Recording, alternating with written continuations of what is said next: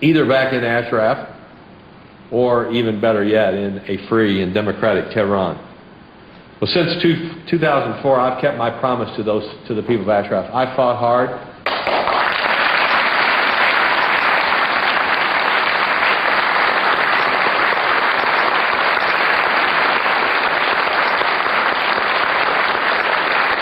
And so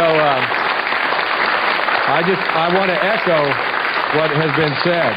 Let's delist, let's stop the seizure of Ashraf. It's a city under siege.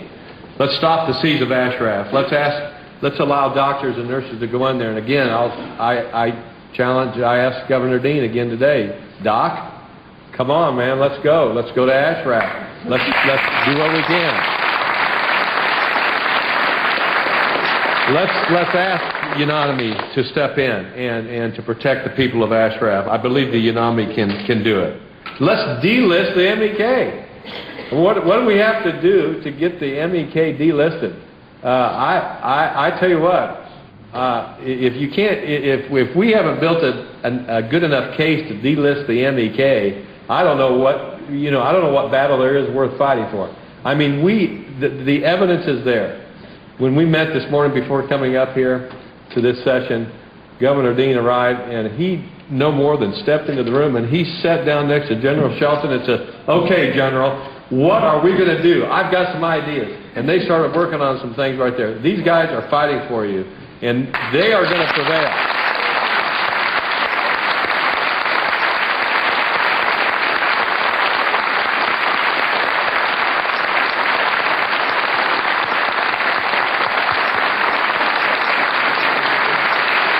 And of course, it's not enough just to say to delist them. We need to support the MEK, the PMI. I mean, they are part of that spring awakening, except they started many springs ago, and the rest of the world is just catching on.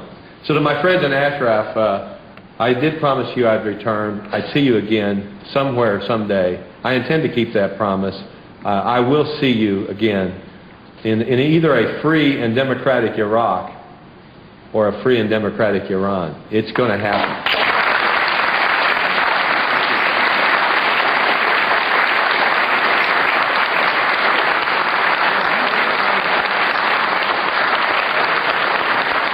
When I served at the White House on the National Security Council staff, I said, look, this is in the Reagan-Bush days, look, who are these Iranians who put 500,000 plus on the streets of Tehran in 1981?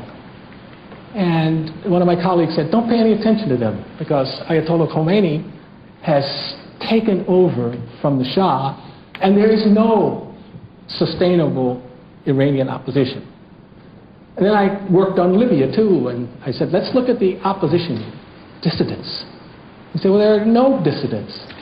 And now the U.S. government is scrambling, as I think President Obama will demonstrate in his speech today, to discover where the oppositionists, the dissidents, are. And the Arab Spring is not about regimes falling as much as it is about people rising up. And the issue is, who are the people? And one of the things that we'd like to do today is to clarify the role of the Iranian opposition in what might be a long hot summer or a Cold War winter in Iran to follow the Arab Spring.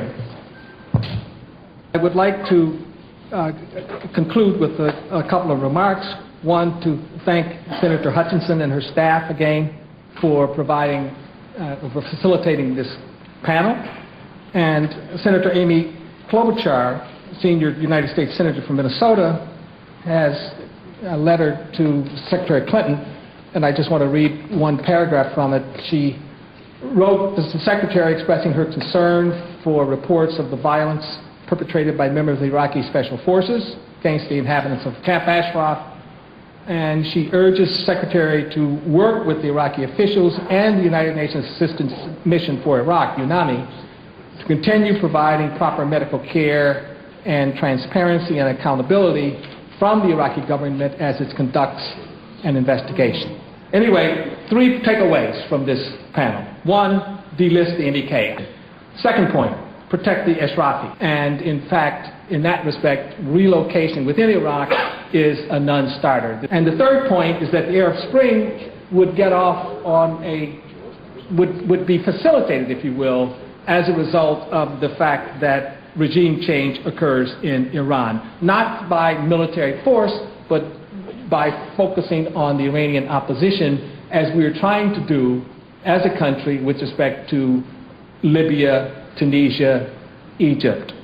So I would like to bring this to a conclusion by saying good luck and thank you very much, and thank the panelists for wonderful speeches.